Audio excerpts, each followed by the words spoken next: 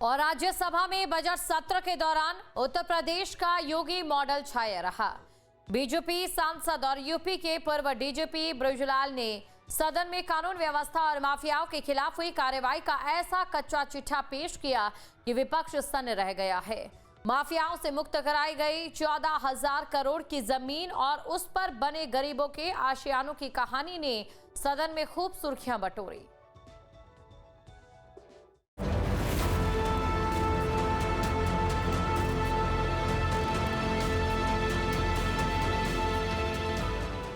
सदन में चर्चा बजट की थी, लेकिन माहौल पूरी तरह से यूपी मॉडल के नाम रहा। उत्तर प्रदेश से राज्यसभा सांसद बृजलाल ने दावा किया कि योगी सरकार ने प्रदेश में माफिया तंत्र की कमर तोड़ दी है। उन्होंने आंकड़ों के साथ बताया कि कैसे 142 गैंगस्टर्स को चिन्हित कर उनसे 14,000 करोड़ रुपए की जमीन मुक्त करवाई गई। बृजलाल ने सिर्फ कार्रवाई का जिक्र नहीं किया, बल्कि इसके पीछे की मानवीय सोच को भी सामने रखा।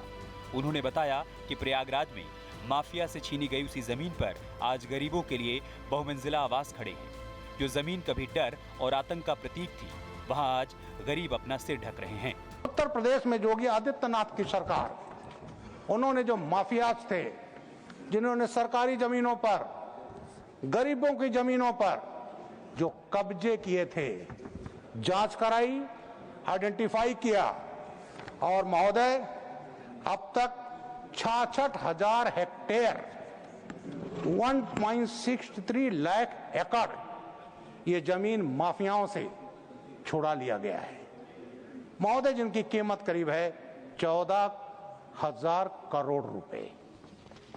और इन जमीनों का इस्तेमाल क्या हो रहा है?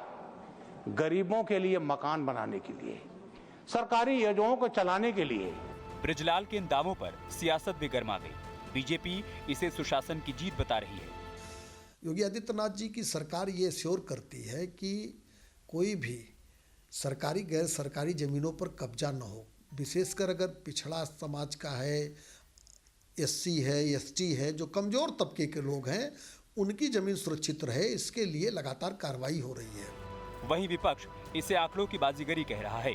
कांग्रेस ने इन दावों को कोरी लफ्फाजी करार दिया और कहा कि जमीन पर हकीकत कुछ और ही है। कोरी लफ्फाजी और कोरी चाटुकारिता न करें बृजलाल। अपने समय में माफियाओं से कितना लड़ते थे या कितना डरते थे, हमने सब देखा है। घनश्याम केवट के केस में 827 पुलिस वाले थे, बृजलाल उनको लीड कर रहे थे। 3 दिन तक एक घनश्याम केवट को नहीं मार पाए थे ये लोग। वहीं समाजवादी पार्टी ने बृजलाल के दावों को चुनौती देते हुए कहा कि एनसीआरबी के ताजा आंकड़े उत्तर प्रदेश में अपराध की सही तस्वीर को बयां कर रहे हैं, जो सरकार के दावों से उलट हैं।